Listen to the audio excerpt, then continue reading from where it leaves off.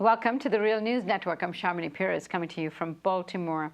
Saudi King Salaman met with President Obama at the White House this Friday to discuss a billion-dollar arms deal and foreign policy disagreements between the two countries. These, of course, include the nuclear deal with Iran, an ongoing civil war in Syria, and the Saudi-led war in Yemen. Joining me now to discuss all of this is Robert Naiman. Robert is Policy Director at Just Foreign Policy. Robert, thank you so much for joining us today. Good to be with you. So, Robert, the U.S. and Saudi Arabia have had a long-standing public disagreement over policy towards Iran and Syria. Give me a sense of what they are and what came out of this meeting in terms of those issues. Well, like the Israeli government, the Saudi government has been critical of what they fear is the coming rapprochement between the U.S. and Iran, of which obviously the most prominent part is the Iran nuclear deal, with everybody wondering, what comes next. Is this isolated or other things coming out of this? Many people want other things to come out of it. Many people want the U.S. and Iran to talk about Syria and Yemen and other regional issues. That, of course, is something that the Saudis fear. However, the Saudis have had a very different kind of dispute with the U.S. than the Israeli government has.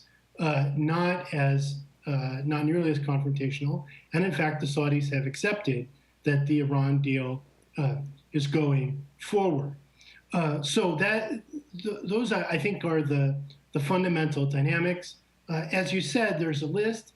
The U.S. has supported Saudi Arabia in Yemen, I think inadvisedly, but perhaps understandably from their point of view.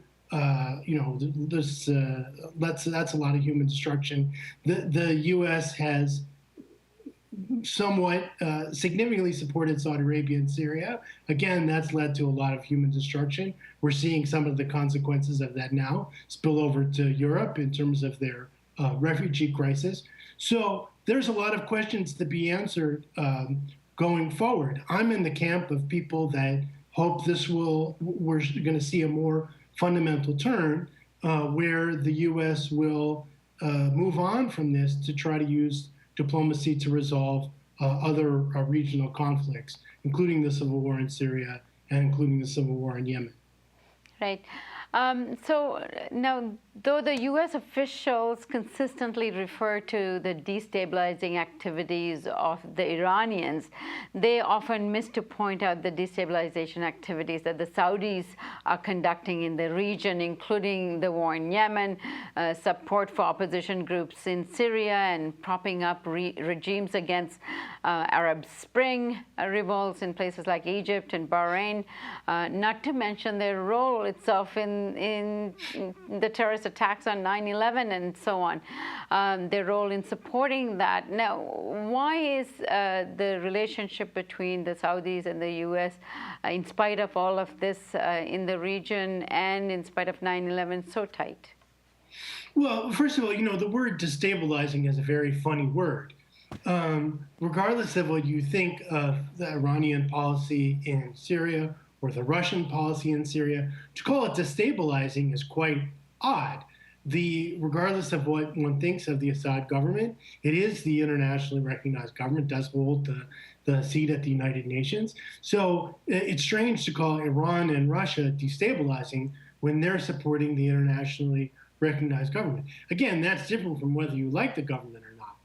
Its legal status is clear. And of course, the Saudis and also the U.S., to some degree, at least until recently, supporting armed opposition groups attacking the Syrian government, which, again, if the word terrorism has any objective meaning, surely applies to armed groups fighting the Syrian government. In fact, some of these groups are classified as terrorists by the U.S. government, like Al-Qaeda, like ISIS, like Al-Nusra. Which is the Al-Qaeda affiliate. So that's that sort of Iran destabilization. I think that's a boilerplate thing that probably nobody in the U.S. government really believes That's something that they put out to say that, we're concerned about Iran and Syria. We're concerned about Russia and Syria. A way of reassuring our allies. The relationship between the U.S. and Syria and Saudi Arabia goes back to World War II, when the United States took over from Britain as the European patron, as the colonial power, as the guarantor of the Saudi monarchy. And this has been something sort of outside of question in the United States, certainly up until 9/11. And even after 9/11, was not really subjected to public scrutiny, although it did lead to a shift in Washington of people saying, okay, well, maybe we have to be allies with the Saudis, but we need to figure out some kind of shift because these people are crazy.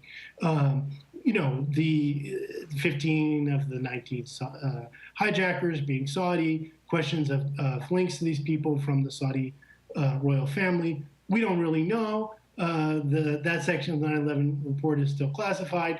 But what we do know is what's beyond dispute is that something like 90% of the ISIS ideology, something like 90% of the Al-Qaeda ideology is basically the same as the ruling ideology of Saudi Arabia.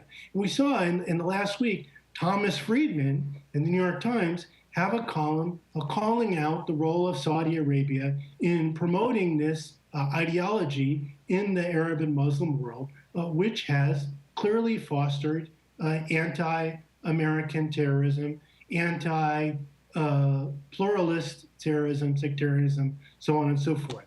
And it's unfortunately been a longstanding U.S. policy to tolerate this and even sometimes connive with it. As I wrote in my chapter on Syria in the WikiLeaks book that just came out, it was actually U.S. policy to support Saudi efforts to promote sectarianism in Syria, with consequences that we see today.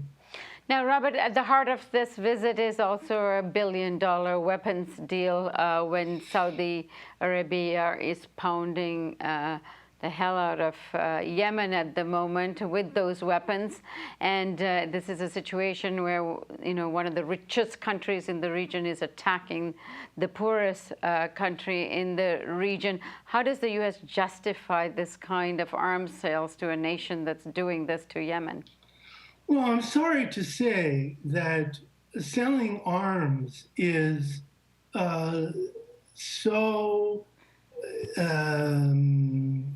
practiced in Washington as a normal currency of U.S. foreign policy that it's rarely controversial. It is considered sort of, this is the thing that we do. This is how we reward our friends, is we sell them U.S. weapon systems. And of course, it doesn't hurt that the Pentagon industrial complex profits handsomely from these relations. We saw it in the case of the military coup in Egypt, when supposedly according to U.S. law, U.S. aid to the Egyptian government should have been cut off. The Pentagon contractors screamed and cried foul and said, no, wait, those are our contract.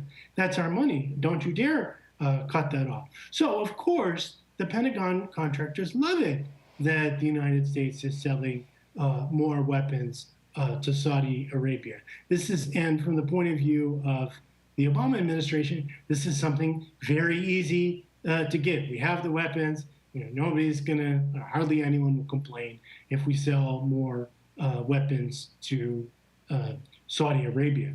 I don't think the conflict in Yemen is going to end by us blocking the U.S. government from selling weapons to Saudi Arabia. I think what's more likely, I hope, is that there will be political pressure on the administration to use its influence to push for a diplomatic and political resolution.